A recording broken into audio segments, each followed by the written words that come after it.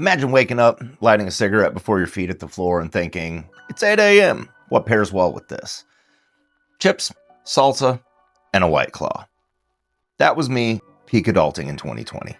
I had my gourmet breakfast of champions, Rogan's Apocalypse Hour, nicotine, and a beverage that tastes like static and disappointment. And somehow, stand-up comedy pulled me out of that whole fucking disaster. Seems super weird, I know, but hear me out. So picture this. I'm a small business owner, absolutely crushing it. 2020 rolls around, and I get a phone call that my largest client is pausing all of their orders. Within a couple weeks, the state deems me non-essential, and I have to shut down my business, and there are lockdowns impending. On the first night of the lockdowns, I move in with my girlfriend, and we promptly break up less than 12 hours later. Cue the spiral, right? It's me and my dog, and he's totally wondering why his human is now a couch gremlin whose morning routine consists of Joe Rogan's Apocalypse Hour, COVID news, half a pack of cigarettes, and half a case of White Claw. And it wasn't just Rogan's Apocalypse Hour that I was binging. I was watching as much true crime as I could get my hands on, and I was rewatching Ozark and Breaking Bad currently too.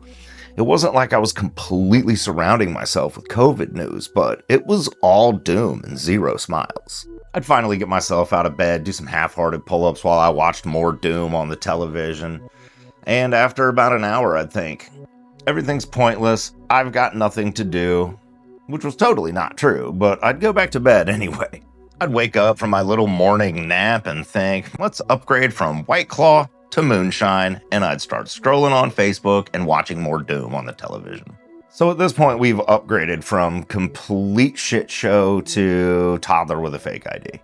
So to say I had a problem was like the understatement of the century. So after about a month of this bullshit, I'm laying in bed one day scrolling through my phone, and I come across a clip of Saul Williams talking about how your mental diet is just as important as your physical diet. And it took me back to a good conversation I had with my buddy Jeff like 3 or 4 years before this.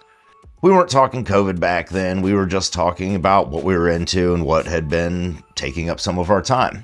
I told him that I had been fascinated with serial killers and true crime documentaries, and before I could even really finish my statement, he cut me off and said something to the extent of, "You don't know what that's doing to your subconscious. You should cut that out immediately."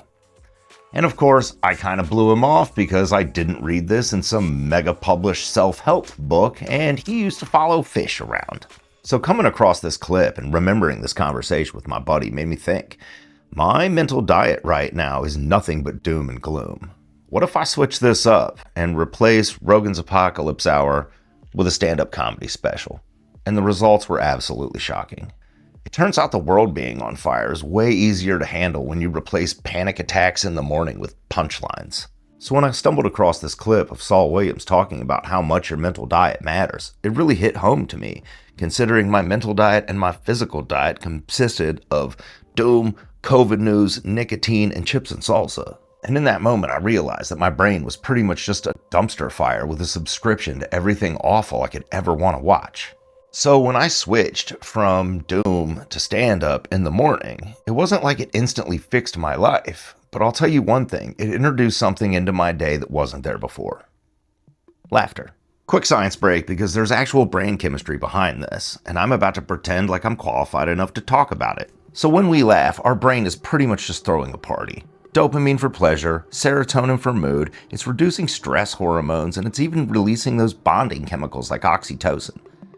Now granted, during the COVID lockdown, oxytocin was pretty much fucking useless because I was gaining no hugs from Hulu. But that balancing of the chemicals in our brain, that's exactly what everyone needed during COVID, and it's what everyone needs dealing with depression now.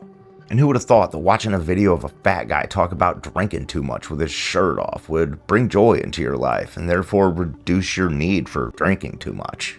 And this isn't just feel-good fluff. Countless studies have shown that laughter increases serotonin and dopamine levels, lowers cortisol, and boosts oxytocin. So when I switched from doom to comedy, I wasn't just changing what I watched, I was literally rebalancing the chemicals inside my brain system. And once I saw how much switching up that first hour of my day, instead of watching COVID news, I started watching comedy, it didn't just stop there. I pretty much ditched all the doom altogether. I stopped watching the cancer-ridden meth cook, I stopped watching the world's best money launderer from Chicago, and I started watching stand-up comedy and King of the Hill. So once I said no more doom for entertainment, I no longer felt the need to have a seltzer with my breakfast in the morning. And now that I didn't feel the need for a seltzer in the morning, my morning workout started going much better. And then I was hungry for much better food. And then I started eating better. And then I started looking better and feeling better. My confidence went up. It's not like miracles don't happen. They just happen real slow and sometimes come from really odd places. So all of a sudden, my brain chemistry is completely rewired because I'm getting good, clean dopamine from laughter and not a fake sense of security from alcohol. And let's be clear here, your mental diet is not just what you watch on the telephone or cruise on your phone. It's the music you listen to, the books you read, the people you follow on Facebook, and the people you surround yourself with too. Sometimes what you really need to do is snooze a handful of those friends on your feed that are absolute energy vampires and make you wonder why you're even still friends with them. Go ahead and hit that snooze for 30 days button. Go ahead and hit the snooze forever button. I don't give a fuck. Maybe you should stop listening to the 90s emo music that takes you back to being a heartbroken teenager and put something in your ears that makes you smile or potentially want to dance. Because every little adjustment you make, whether it be the music you listen to, the TV you watch, the people you follow, it all feeds your mental diet. In 2026, you have an endless buffet of anything you could ever potentially want. So choose wisely, or potentially eat the all-you-can-eat misery special.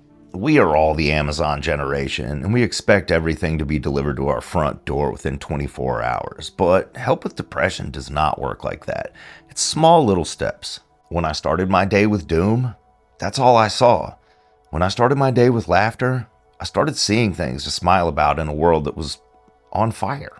And as I sit here 6 years later thinking about that, I'm still a firm believer that laughter was the number one thing that saved my life during COVID.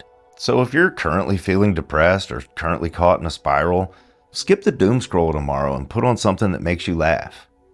It might just save your life.